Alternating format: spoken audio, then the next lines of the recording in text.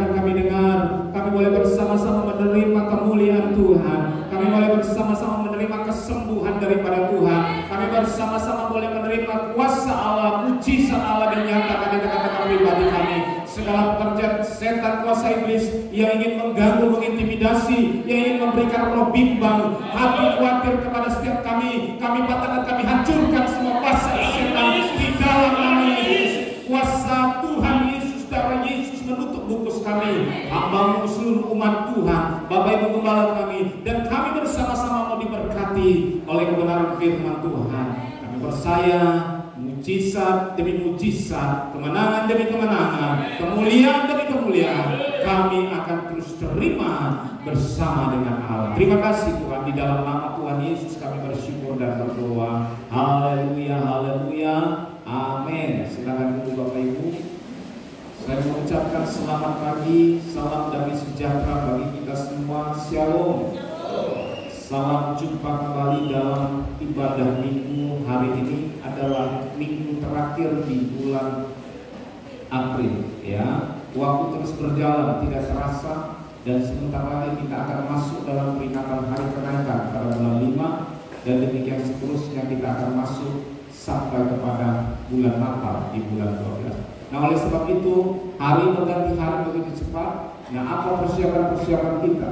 Ya, itu yang harus terus kita pikirkan dan pertimbangkan. Hidup harus punya pengharapan, hidup harus punya tujuan yang pasti.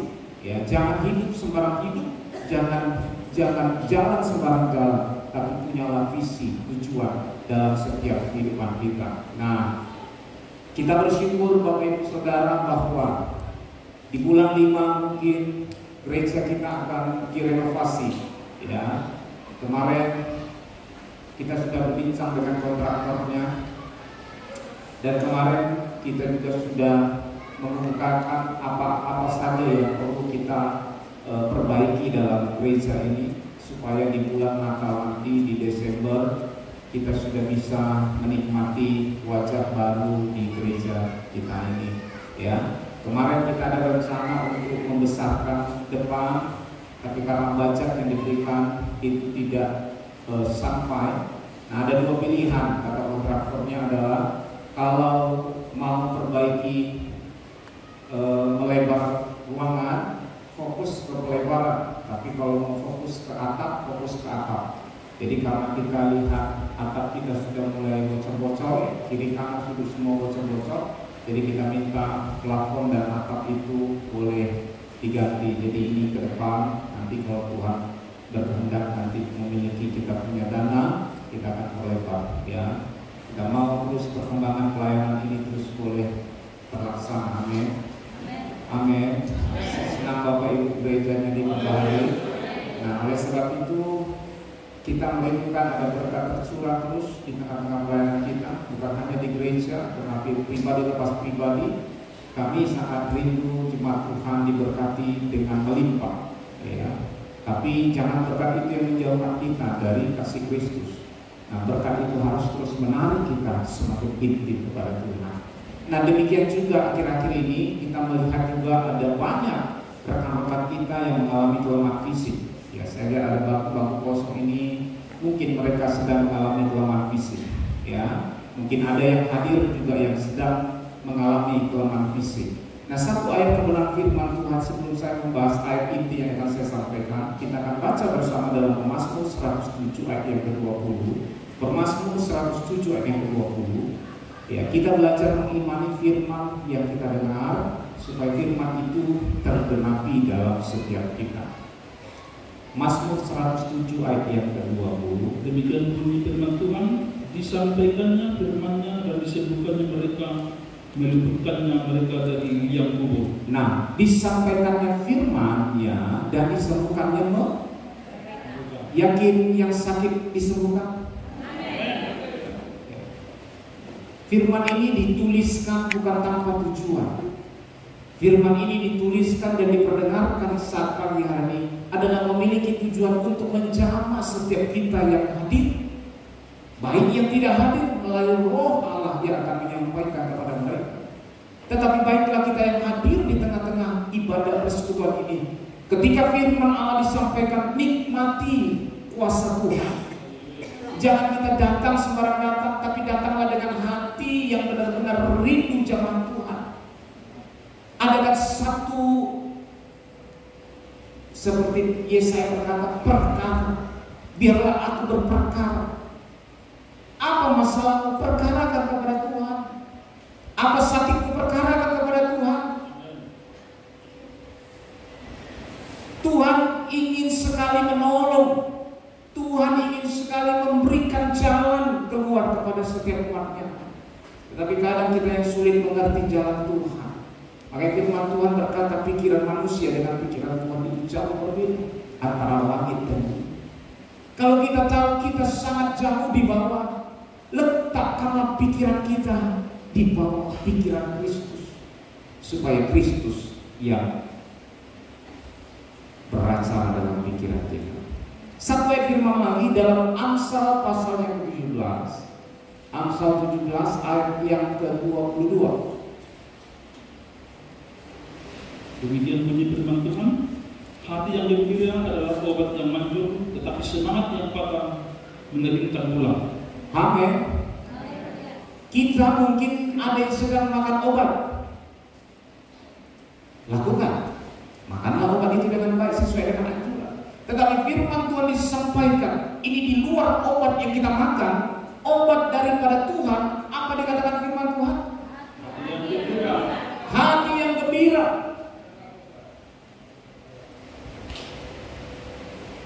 Saya sangat merindukan sekali ketika kita memuji Tuhan, itu pujilah Dia dengan segenap hati. Ketika kita memuji Tuhan dengan segenap hati, engkau tidak sadar Allah bekerja dalam hidupmu. Ketika kita memiliki hati yang gembira, seluruh panca indera kita dikuatkan. Lepaskan masalah kita, walaupun dia masih menggigit-gigit di tulang, demam. Ada mungkin yang hilang rasanya, katanya. Hilang penciuman, hilang perasa. Tinggalkan, lepaskan, jangan pikir, oh aku sudah COVID. Lupakan itu. Bukan berarti kita menantang, tetapi jangan dia diizinkan untuk mengintimidasi kesehatan kita, sehingga kita menghilangkan kemuliaan Allah. Biarlah firman ini mengintimidasi, memenuhi, menguasai hidup kita, sehingga ketika datang demam itu hilang rasa. Bukan COVID yang di pikiran kita, tapi firman Tuhan yang ada di pikiran kita. Itu yang Tuhan mau. Tadi sampaikan, walaupun kita masih menghadapi masalah, ya, walaupun kita masih menghadapi masalah, tapi jangan pandang masalah itu lebih besar daripada Tuhan kita. Itu gunanya kita datang, kita terus dikuatkan, kita terus diteguhkan dalam iman kita. Saya mau lihat ketika kita mau menyanyi itu dengan sukacita dan rasakan hadirat Allah, kemuliaan Allah, kesembuhan terjadi. Saya rindu pemain musik dan singer naik. Kita mau bernyanyi bagaimana firman Tuhan ini bisa kita renungkan dan kita nikmati. Saya yakin walaupun firman mungkin kalau Tuhan beri kesempatan kita lanjutkan. Tapi kalau tidak Tuhan mau pekerjaan yang lain, kita luaskan. Amin. Rasakan kesembuhan daripada Allah. Hari ini kalau kita datang dengan sakit, pulang sudah segar. Amin. Mari, dalam nama Yesus. Tadi saya waktu menyanyi itu lagu yang lama sekali, dan ketika dinyanyikan ini, waduh, ada sukacita yang besar yang boleh saya rasakan. Sama-sama kita bangkit berdiri, kita mengangkat pujian. Letakkan dulu kitabnya. Ingat, hati yang gembira adalah bergembiralah kita karena Tuhan, bersukacitalah karena Tuhan. Khotbah Tuhan Yesus di bukit, dia berkata, bergembiralah. Walau apa, walau kita menderita, walau kita miskin, Tuhan berkata bergembira. Kita harus mengimani dalam nama Yesus, dalam nama Yesus ada kebenaran. Sukacita dalam nama Yesus, dalam rasakan kesempatan.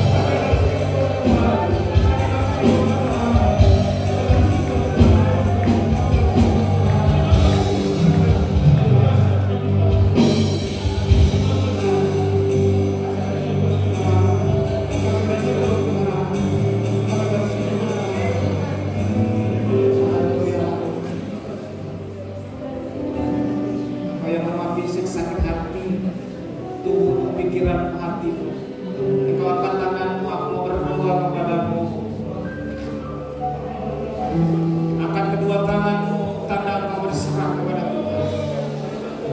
Firman Tuhan berkata, ketika aku lemah, nyatalah kuasa Tuhan. Bapa, di dalam nama Tuhan Yesus Kristus, kuasa Allah yang tak terbatas, anugerah-Mu yang begitu besar bagi kami. Hamba-Mu mengangkat tangan berdoa, memohon belas kasihan-Mu kepada kami. Seluruh umat-Mu yang hadir pada saat pagi hari ini, Engkau melihat tangan-tangan kami yang terangkat.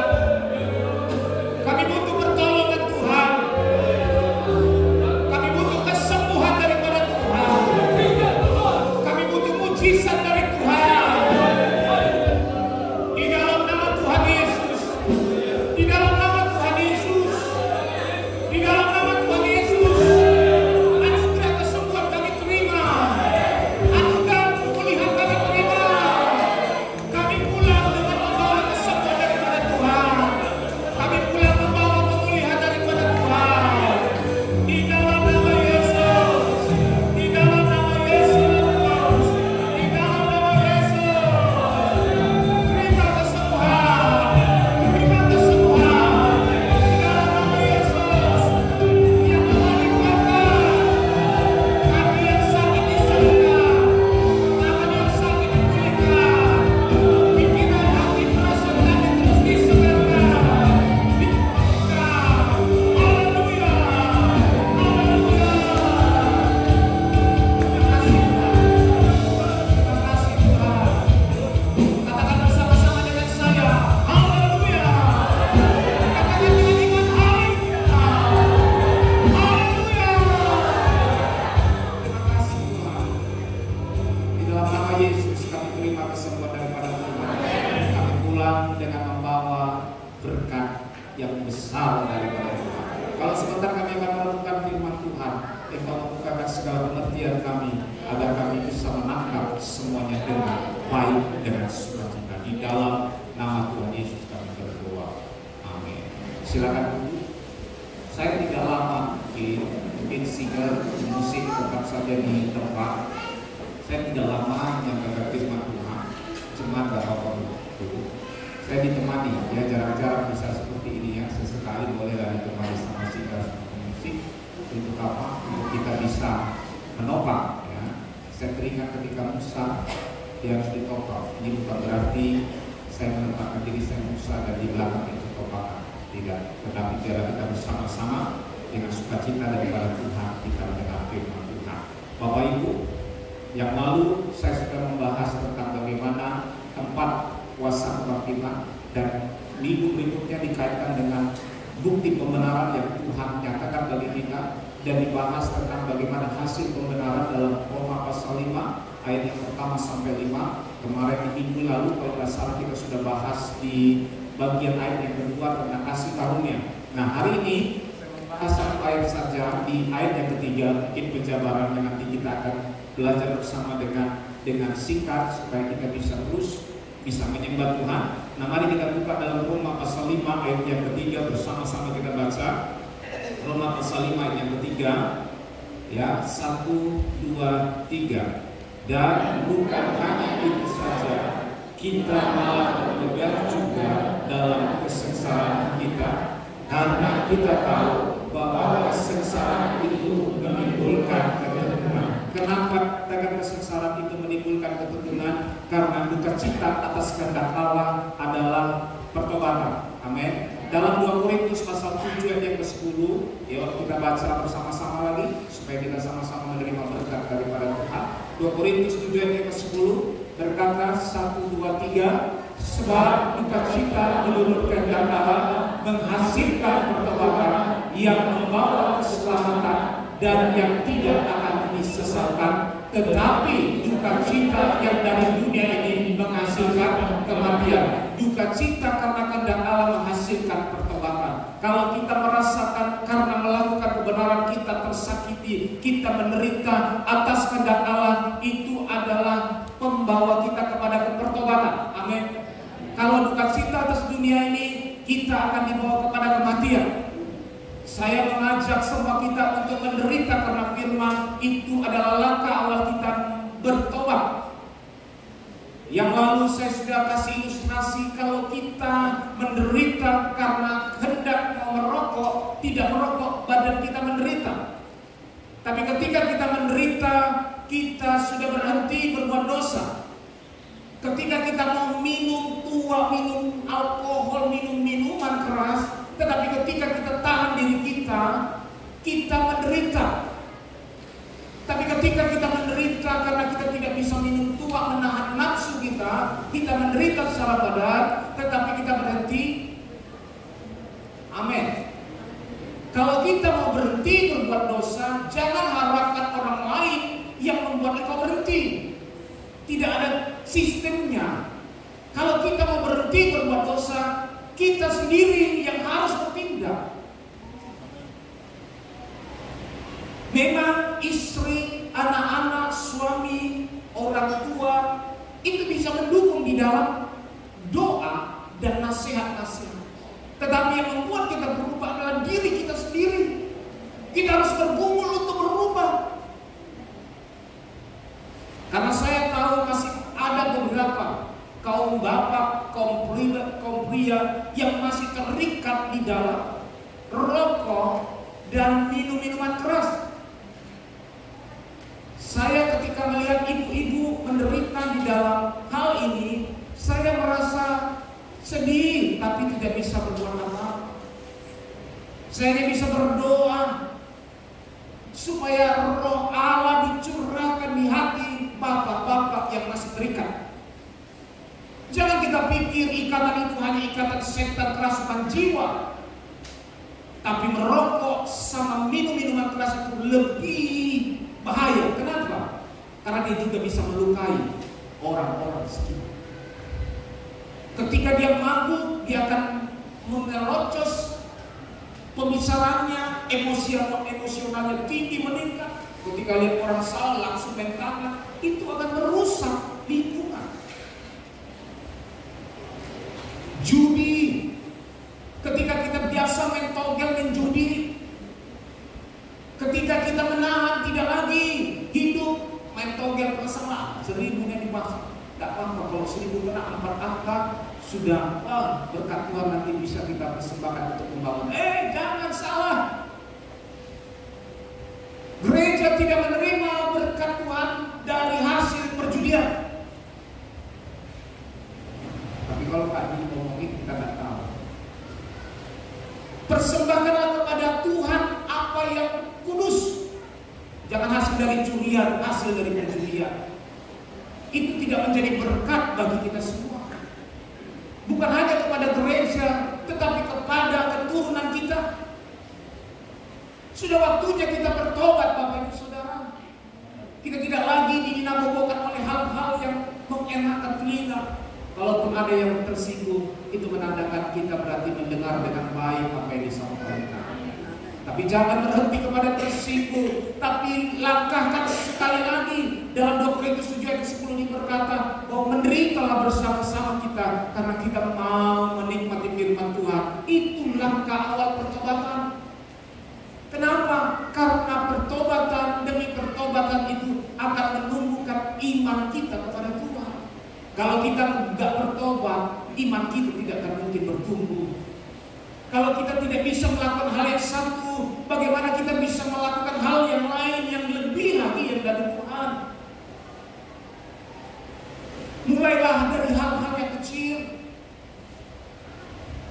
Dalam pertobatan kita harus mulai. Amin. Amin. Saya tidak menyinggung 1-2 bapak atau 1-2 ibu. Mungkin ibu-ibu juga ada yang merokok, saya lihat. Ada yang minum juga ada. Tapi mungkin di sini tidak ada ya. Ada ibu-ibu di luar sana.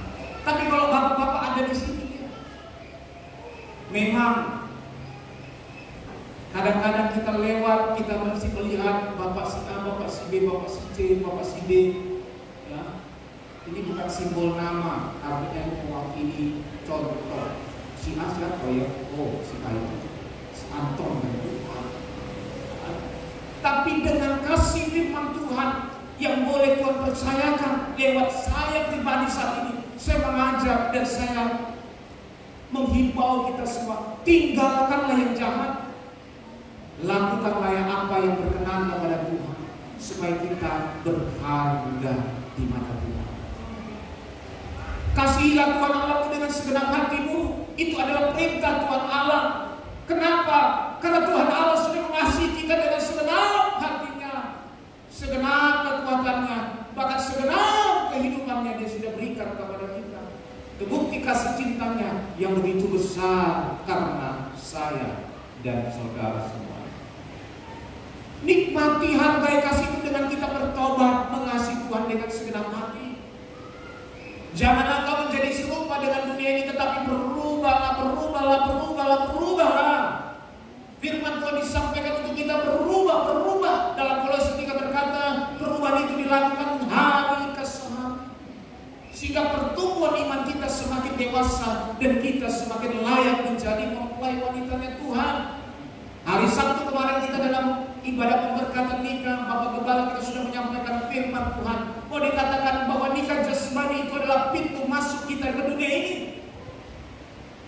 Tapi ketika kita masuk ke surga, dibutuhkan kedewasaan untuk kita bisa dinikahkan dalam nikah rohani.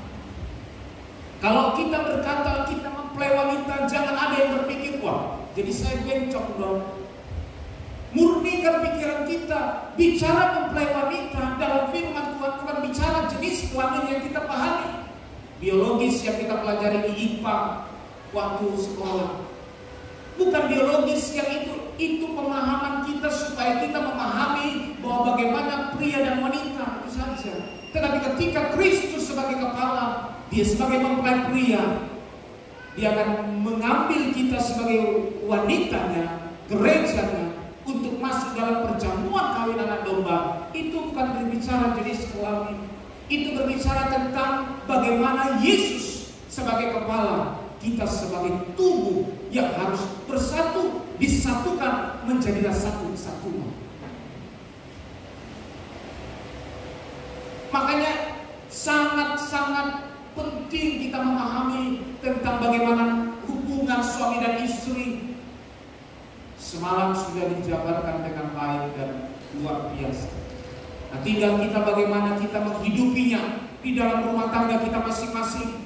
Bagaimana tempatkanlah suami sebagai kepala yang betul, dan tempatkanlah tubuh itu dengan betul. Kepala mengasihi, mengayomi, merawat tubuhnya. Tubuh menghormati. Jangan tubuh berkata bagaimana aku menghormati, bagaimana aku mentaati kepala yang begitu. Saya berkata itulah penderitaan kita. Kita Kristen diajarkan balaslah kejahatan dengan. Jangan kalah terhadap yang jahat. Di luar sekarang sedang banyak kejahatan. Jangan kita tercemar ikut berbuat yang jahat. Biarlah yang jahat semakin jahat, yang cemar semakin cemar. Tapi kita dipanggil bukan untuk melakukan yang cemar. Kita dipanggil untuk melakukan apa yang kudus. Orang yang hidup dalam kasih karunia, orang yang memiliki pengharapannya kepada Tuhan akan menguduskan dirinya, akan menyucikan dirinya. Dia tidak terhampiri oleh pergaulan-pergaulan yang buruk. Kuatkanlah hatimu dan tetap teguhlah di dalam Tuhan. Dalam segala situasi kadang-kadang kita mau dibawa, tetapi kita harus berdiri teguh, jangan goyah. Kita gak tahu waktu kita kapan lagi Bapak Ibu bertemu. Kita berdoa memang panjang semua, tapi tidaklah demikian. Waktu Tuhanlah waktu yang terbaik. Kita berdoa terus waktu Tuhan. Saya rindu kegerakan dalam pelayanan ini, jiwa-jiwa bertambah, itu kerinduan kami dan kerinduan Bapak Ibu juga. Tapi mungkin Tuhan berkata yang lain. Jadilah kehendak-Mu. Maka Tuhan Yesus berdoa seperti doa yang diajarkan kepada kita lewat doa yang ditulis dalam Alkitab. Apa dikatakan? Bapa kami yang di surga, dikuduskan nama-Mu, datanglah kerajaan-Mu, jadilah kehendak-Mu di bumi. Bukan jadilah kehendak-Mu. Dia menyadari dia diutus oleh Allah statusnya di situ adalah diutus. Dia tahu menempatkan statusnya, dia tahu menempatkan posisinya. Dia adalah orang yang diutus. Nah, kita kalau gereja Tuhan tahu status kita. Status kita apa? Anak terang. Status kita apa? Garam dunia. Status kita apa? Menjadi teladan. Status kita apa? Banyak status-status kita yang kita tahu dalam firman Tuhan. Tapi apakah status itu melekat kepada kita ketika kita ada di pasar? Ketika kita ada di kantor pemerintahan? Ketika kita ada di pekerjaan kita? Status itu yang Tuhan butuhkan. Jadilah terang. Makanya Yesus berkata kepada kita semua, pergilah jadikanlah semua bangsa muridku. Itu menunjuk kepada murid-murid Tuhan yang harus pergi untuk menyatakan diri, menceritakan kemuliaan Allah, menceritakan kebaikan Allah. Bagaimana lidah bibir kita menceritakan kebaikan Allah sementara kita tidak pernah merasakan kebaikan Allah? Tidak mungkin kita akan bercerita. Tapi ketika kita sudah menikmati kebaikan Allah, sukacita damai sejahtera Allah dalam rumah tangga, dalam keluarga, kita bisa ceritakan kepada orang lain bahwa Tuhan itu baik.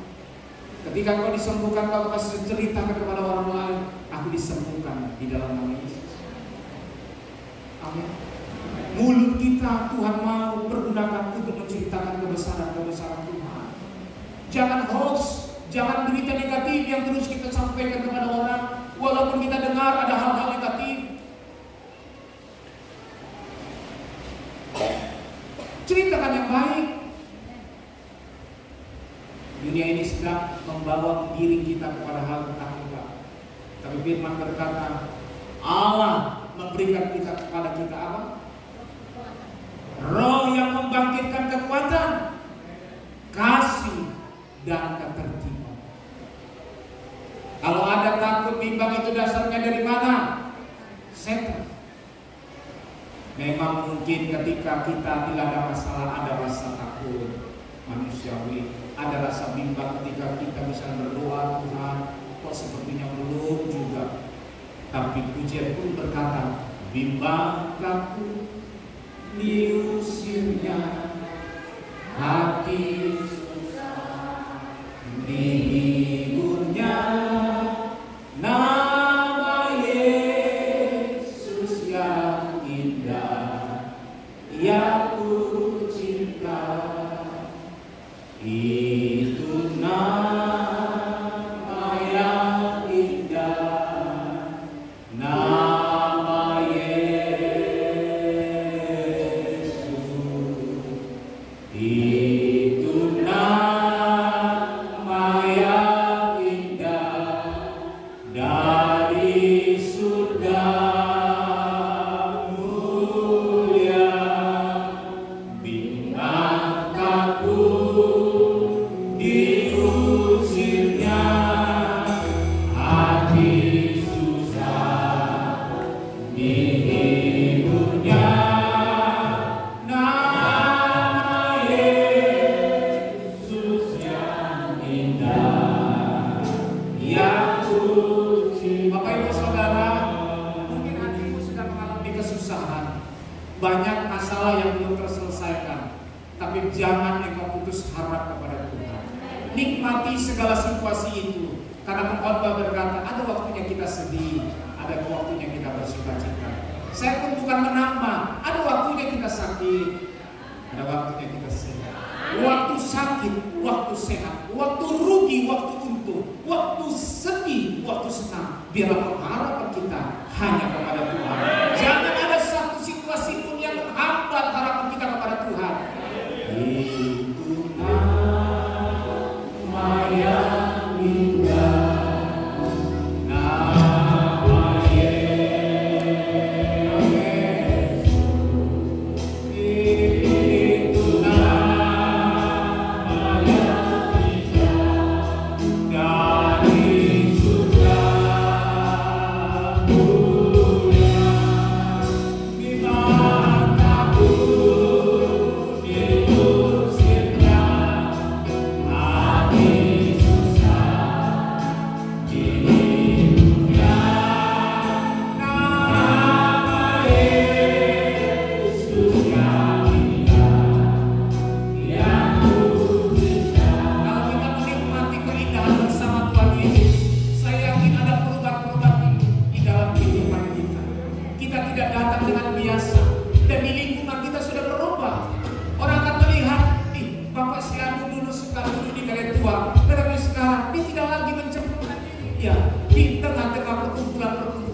seperti itu. Ada kemuliaan Tuhan yang bisa kita ceritakan lewat pertobatan kita. Itu yang dirindukan Tuhan di akhir zaman. Sebelum Tuhan datang menjemput kita, banyak hal-hal yang besar yang mau Tuhan nyatakan di tengah-tengah kita. Jangan engkau malu dikucilkan karena kita tidak lagi bergaul dengan orang-orang seperti itu. Mungkin kita dulu bergaul dengan orang-orang preman, tapi ketika kita mau berusaha hidup kudus, kita tinggalkan pergaulan-pergaulan itu. Mungkin kita dikucilkan. Sosok kudus, sosok sosok alim, sosok hebat dia. Tapi yang kita percayalah, hinaan-hinaan yang kamu terima, yang kita terima, itu adalah sebuah kemuliaan yang akan kita terima. Karena firman Tuhan, penderitaan yang kita rasakan sekarang itu tidak bisa dibandingkan dengan kemuliaan yang akan kita terima ketika Yesus menyatakan dirinya. Kita diubahkan semuanya, maka kemuliaan itu kita terima sepenuhnya, menjadi seorang yang berharga di mata Tuhan. Kita adalah ahli warisnya kerajaan Allah. Merasakan bahwa engkau adalah orang pilihan Allah. Engkau sudah ditetapkan untuk menjadi mempelai wanitanya. Engkau ditetapkan menjadi anak-anaknya. Sadarkah kita begitu hebatnya pilihan Tuhan? Kita berharga di mata Tuhan. Bagaimana kita biji mata Tuhan, yang diperhatikan, yang dirawatnya, yang dilindunginya, yang dispesialkannya. Maka dalam Amsal pasal 15 berkata, mata Tuhan melihat apa yang kita kerjakan. Di dalam, di manapun kita ada, Tuhan melihat. Oleh sebab itu berubahlah saudara Bapak Ibuku. Berubah oleh membangun budimu supaya kita bisa mengerti. Kalau kita tidak berubah, kita tidak mungkin mengerti. Amin. Di mataku diusirnya hati susah hidupnya nama Yesus. Haleluya. Katakan yakin dan percaya, ini nama yang kita.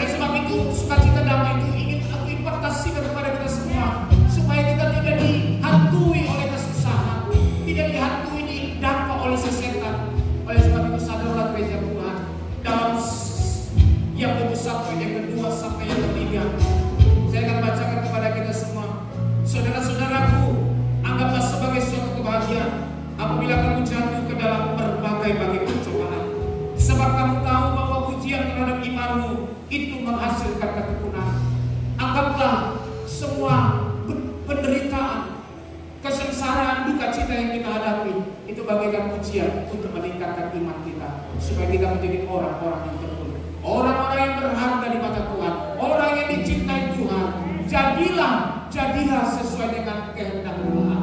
Oleh sebab itu mari kita sama-sama bangkit berdiri. Kita mau menikmati kuasa Tuhan. Ditentang diusirnya, hati susah dihiburkannya.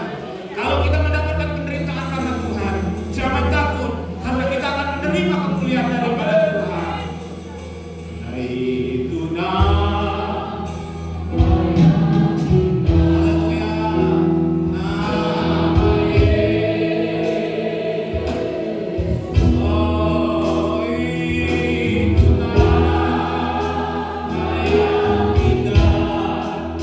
Dari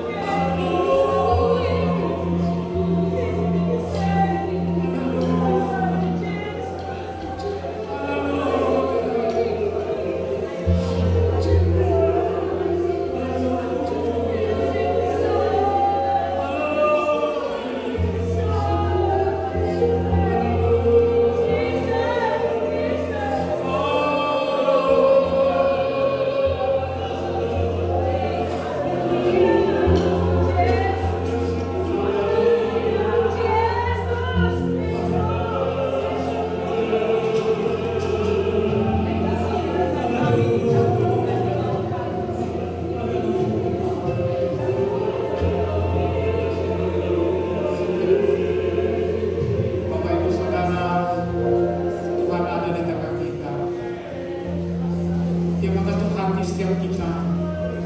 Bukalah, izinkan dia masuk ke dalam hati. Terimalah Yesus dalam hatimu.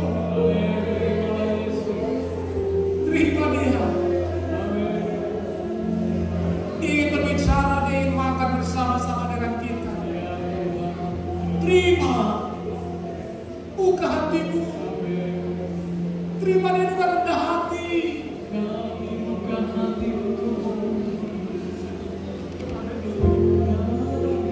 Katakan dalam hatimu, aku terima engkau Tuhan Yesus. Masuklah dalam hati. Terima dia. Jangan keraskan hatimu. Baik yang sudah tua ataupun muda, semua mari kita buka. Izinkan dia berkuasa dalam hidup kita.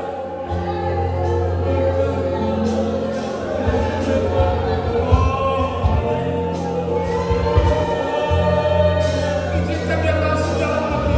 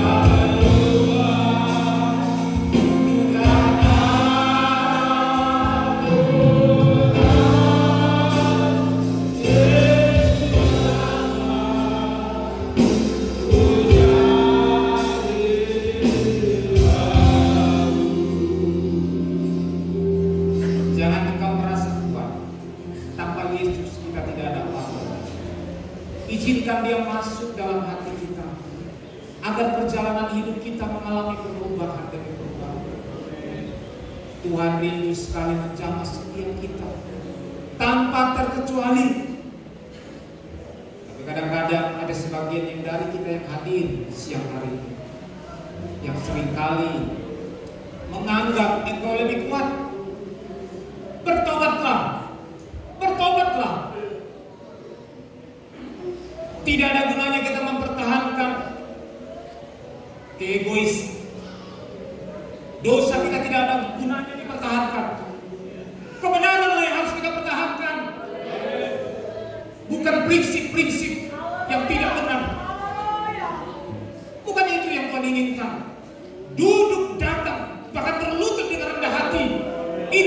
rindukan. Sehingga Tuhan berkenan. Tuhan paling murka kepada orang tinggi hati. Tapi Tuhan mencintai orang yang rendah hati. Tuhan dekat kepada orang yang lembut hatinya. Rasakan Tuhan bekerja dalam hatimu. Dia jangan ku jadi malu. Katakan Yesus jangan. Yesus jangan.